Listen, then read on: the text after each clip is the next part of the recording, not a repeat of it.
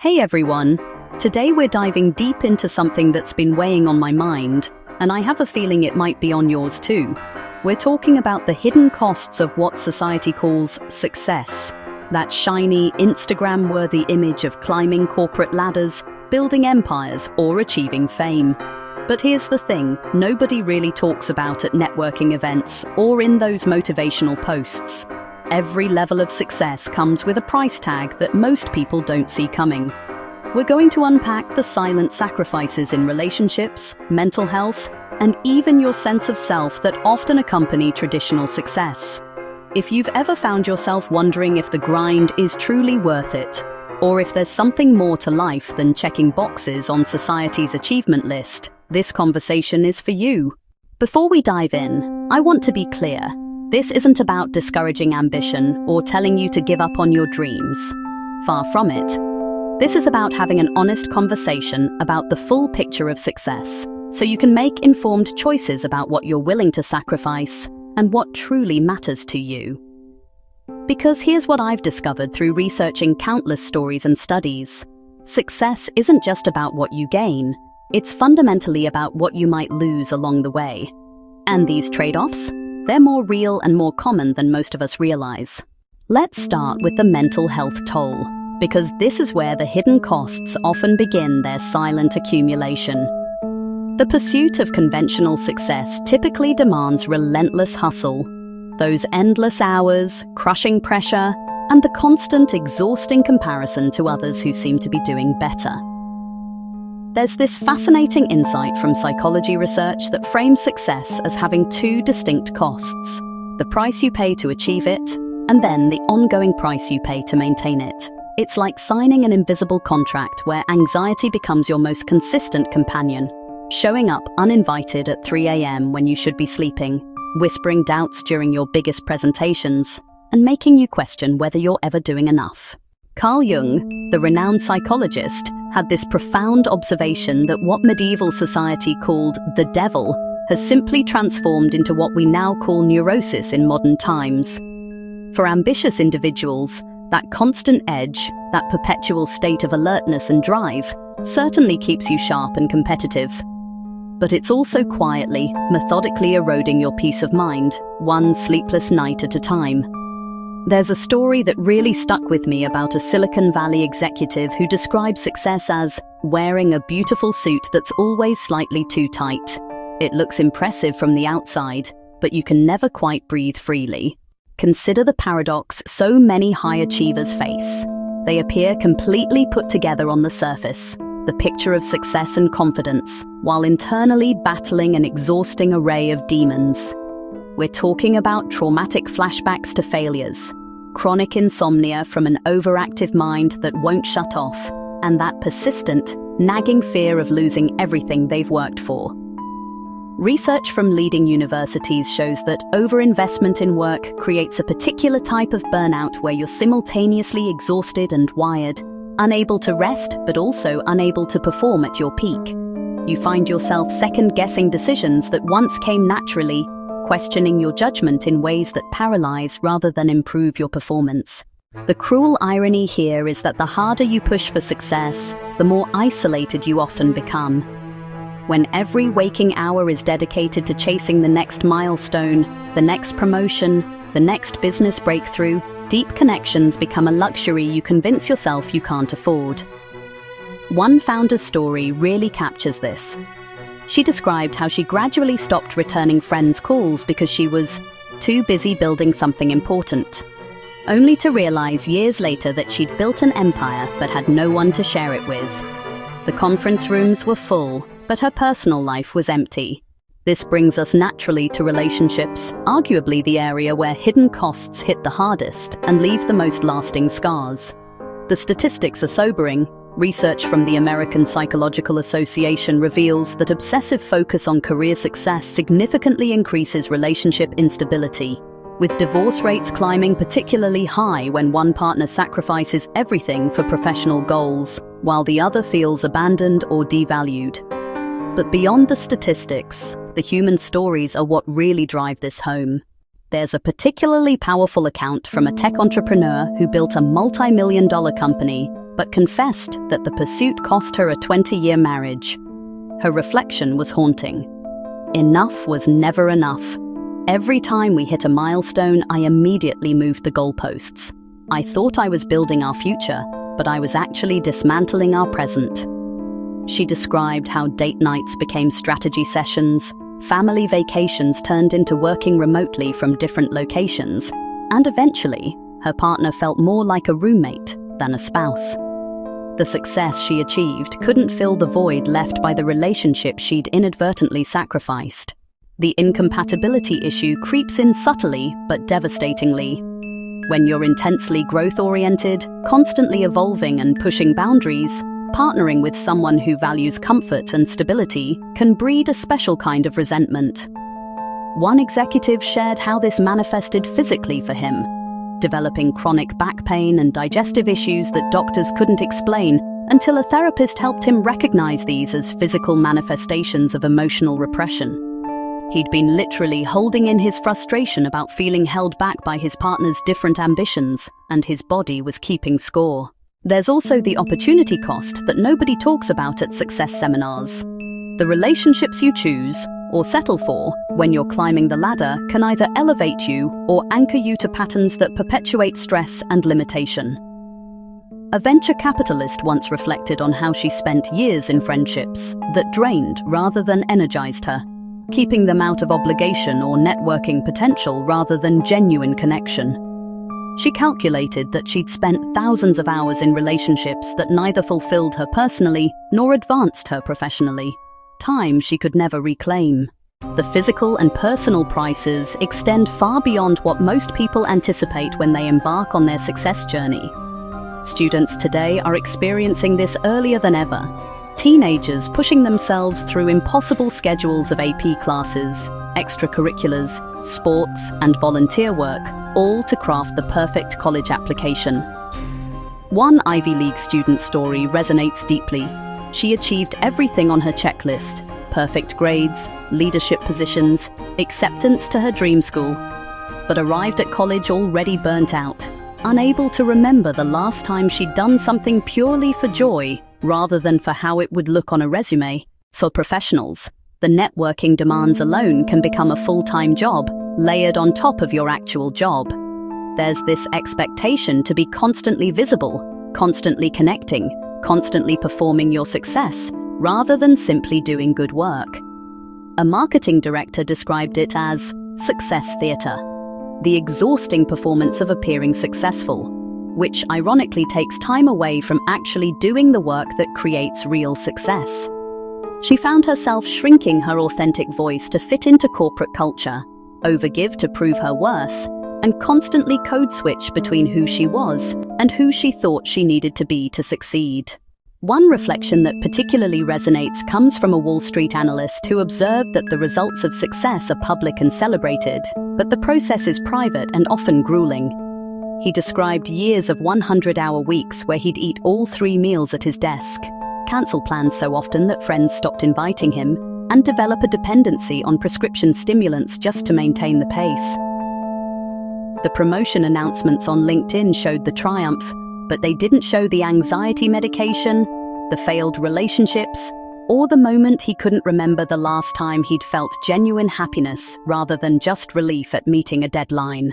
And here's what nobody tells you. After you make it, the costs don't magically disappear. In fact, they often intensify. Maintaining success can be even more anxiety-inducing than achieving it. There's the constant pressure to not fall behind, the fear that everything could crumble if you take your foot off the gas, even momentarily. A CEO of a successful startup described it as golden handcuffs of your own making. The more successful you become, the more you have to lose, and the more afraid you become of losing it. The health risks compound over time. Studies show that chronic stress from maintaining high achievement levels leads to increased rates of heart disease, autoimmune conditions, and mental health challenges. One investment banker's story is particularly striking. At 42, despite his financial success, he was dealing with high blood pressure, prediabetes, and chronic insomnia. His doctor told him bluntly that his body was aging at twice the normal rate. The corner office came with a view, but also with a body that was breaking down decades early. There's also the reputation trap. Once you've built a certain image of success, any stumble becomes magnified. A tech founder shared how the pressure to maintain his successful entrepreneur image prevented him from pivoting when his business model clearly wasn't working. He burned through savings and investor money trying to save face rather than admitting failure and starting fresh. The irony? Had he been willing to fail earlier, he could have recovered and rebuilt. Instead, protecting his reputation cost him everything he'd built. So where does this leave us? How do we navigate the complex relationship between ambition and well-being? The answer isn't to abandon ambition entirely. That's neither realistic nor necessary. Instead, it's about consciously redefining success on your own terms, with full awareness of the trade-offs you're making. This means getting radically honest with yourself about what you're willing to sacrifice and, more importantly, what you're not. Start by spending time with people who've achieved the type of success you think you want. But don't just look at their LinkedIn profiles or Instagram feeds. Have real conversations about their daily lives, their relationships, their health, their genuine level of fulfillment. Often, you'll find that external success and internal satisfaction don't align the way you'd expect. A venture capitalist shared advice that changed his perspective. Before you climb a ladder, make sure it's leaning against the right wall. Consider creating what researchers call a personal board of directors, not for your career, but for your life. These are people who can give you honest feedback when you're sacrificing too much, when you're losing yourself in the pursuit of external validation. They're the ones who'll tell you when your success is coming at too high a cost, even when you can't see it yourself. There's profound wisdom in the practice of regular life audits. Every quarter, instead of just reviewing your professional goals and achievements, assess the full spectrum of your life. How are your relationships, your health, your sense of purpose and joy? A management consultant developed what she calls the deathbed test, regularly asking herself what she'd regret not doing if she had only a year to live. Surprisingly, working more hours never made the list. The concept of enough becomes revolutionary in this context. Defining what enough success, enough money, enough achievement looks like for you personally, and having the courage to stop when you reach it, is perhaps the most radical act in our more is better culture. A serial entrepreneur who sold his third company shared how he finally learned to recognize enough. I realized I was playing a game where the score could go infinite, but my life was finite. I had to decide what winning actually meant to me. Consider too the power of what some call selective mediocrity, consciously choosing to be average in certain areas so you can be extraordinary in what truly matters to you. You can't be exceptional at everything without exceptional costs.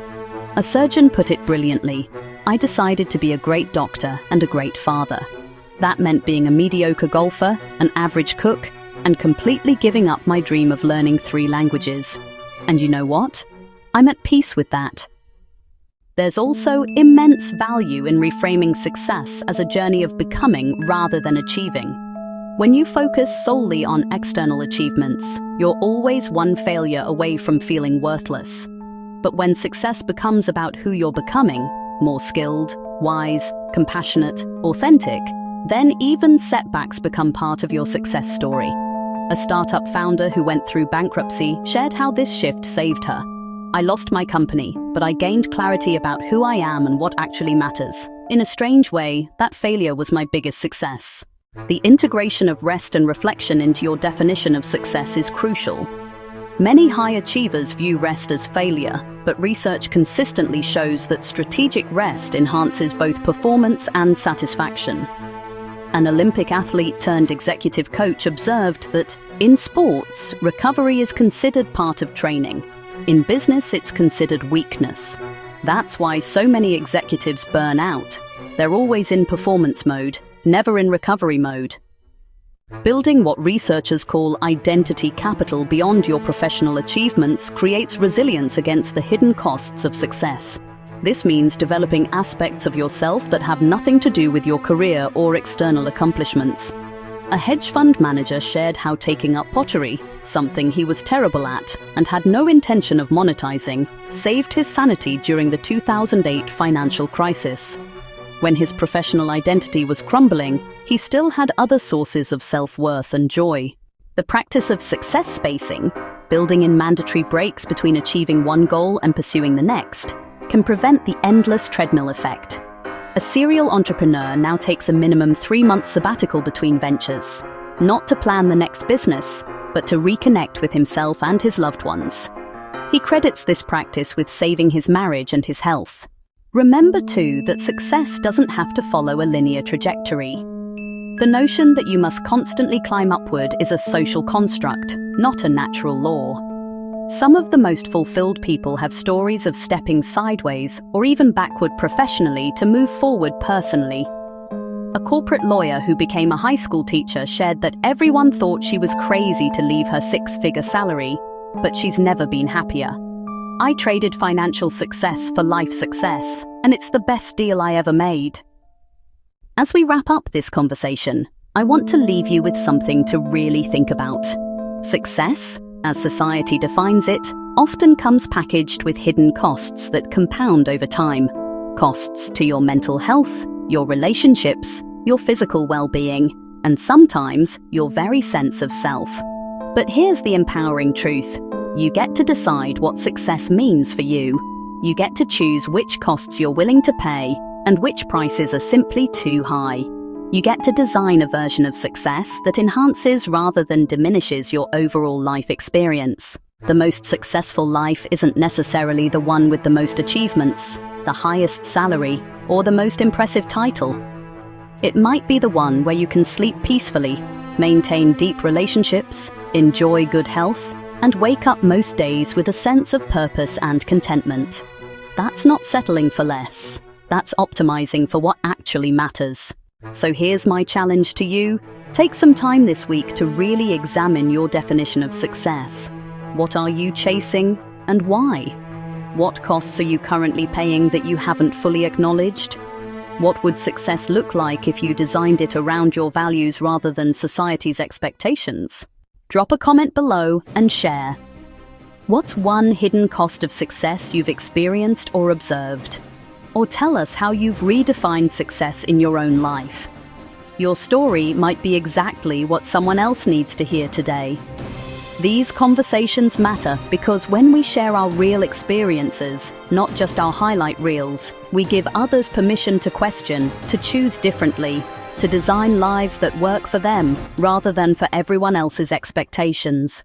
If this resonated with you, please like and subscribe and share this with someone who might be grinding so hard they've forgotten what they're grinding for. Sometimes the most successful thing you can do is stop and ask yourself, is this version of success actually making my life better or just busier? Thanks for joining me. Remember, you're not just building a career or a business, you're building a life. Make sure it's one you actually want to live. Take care of yourselves out there.